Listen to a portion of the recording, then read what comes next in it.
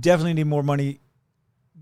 I think you want to be in a better position to make that leap and it'd save a little bit longer to make it safer. Mm-hmm. But if they can demonstrate how their growth in a quick time, then, you could do 2-part loans. You could do a loan in the real estate and then a loan to working capital, loan, a temporary line of credit over the next 6 months to be paid down for those incidentals. So there are things, because then you could do 85% of that commercial loan is going to be paid down, say, over a 20-year period or even a 25-year amortization that stays. But then the extra money doing it short term, say, to 150,000, that could just be very short term that it needs to be paid off in a year. Okay. And it needs to be paid in 2 years to keep that position down. So there are ways. There's just going to be, because you don't have the liquidity, more planning and more detail on the growth rates.